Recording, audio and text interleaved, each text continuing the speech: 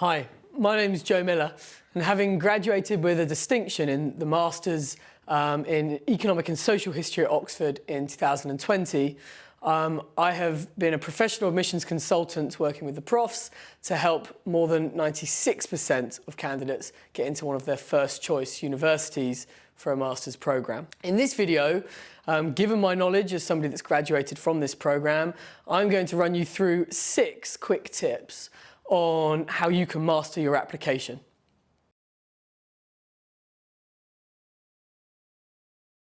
Tip number 1, you need to be aware that this is a small and academic course.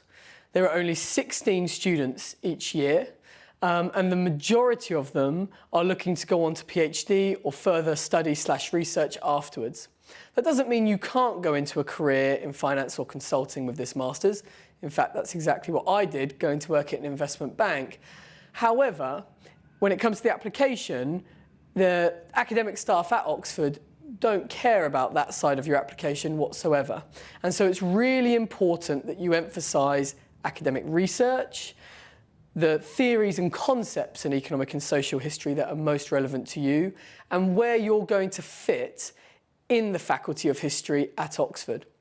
Perhaps the biggest misconception amongst candidates is that this is a business school style course that, like economics or maybe even finance, is wired towards careers. It's absolutely not, and you need to be aware of that. My advice is, before applying, don't just go on the course website, go on the Faculty of History website and look at the electives that you have to pick between on this programme. That will give you a very good indication of what's expected. My second tip is that in your application, you really need to emphasise your independent research skills. Not any old independent research skills either. These independent research skills need to be tailored towards economic and social history. So this includes a combination of quantitative and qualitative methods.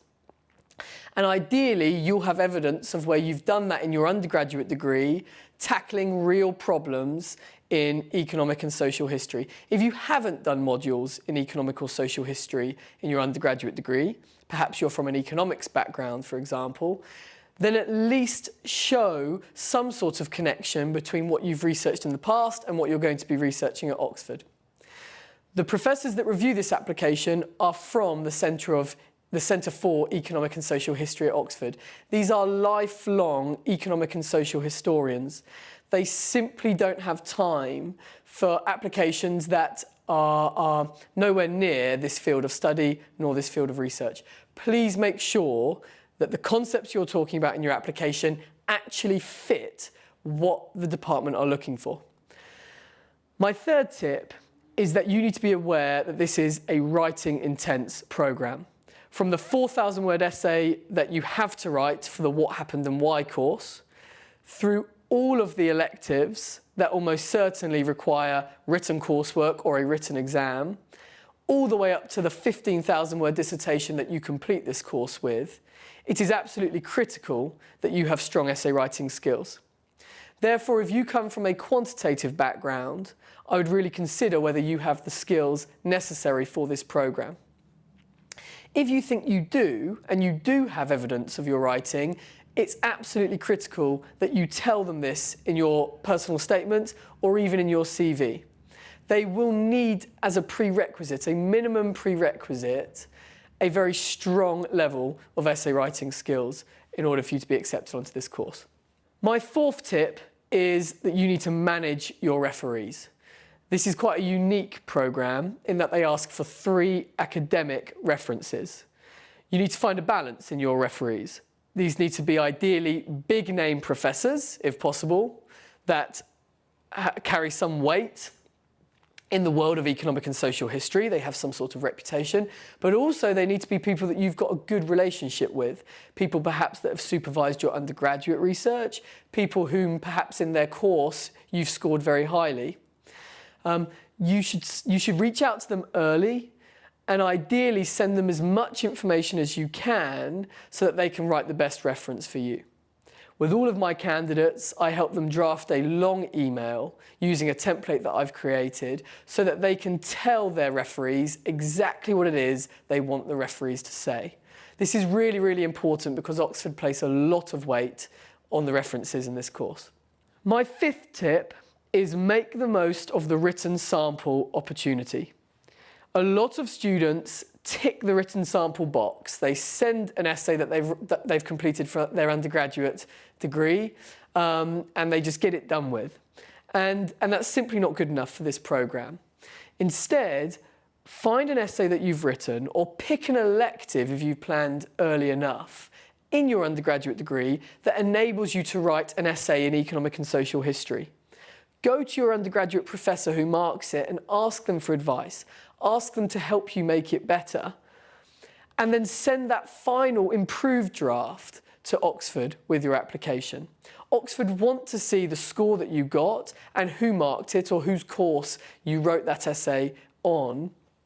And it's really, really important that you use this as if it's a second research proposal or personal statement. This is an opportunity for you to show off your skills and knowledge in economic history, so make sure the essay is on a relevant topic.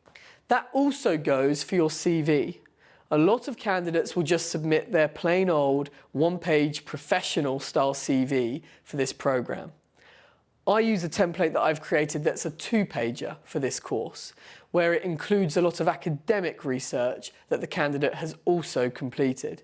Again, this just shows the department, the history faculty at Oxford, that you understand this is an academic programme first and foremost. Show any publications that you've written. Show any research assistantships that you've completed. Show any essays that you've done in your undergraduate degree that really make you stand out. It will make a difference on your application. My sixth and final tip is you must include a research proposal as part of this application. This is often missed by candidates because the research proposal is not a separate document. Oxford want you to weave this into your personal statement.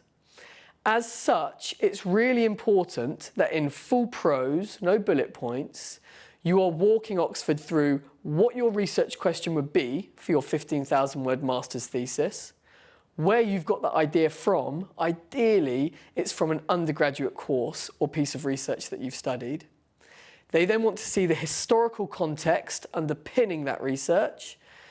They want to see the research hypotheses that you're going to tackle. They want to see the literature review. In other words, where does your research fit within the literature? Last but not least, they want to see an idea of the primary sources that you're going to collect in order to test those research hypotheses. If they don't see this in your personal statement, there is a good chance that they will reject you for simply not specifying your research enough. It's a really, really important part of the internal process for Oxford, so make sure that you do it. Thank you for taking the time to watch this video. If you've enjoyed it or found it useful, please do like and subscribe for more content. If you or anyone you know is considering an application to Oxford's MSc Economic and Social History programme, please do reach out to us at the Profs, where we will be more than happy to guide you through the process. Good luck.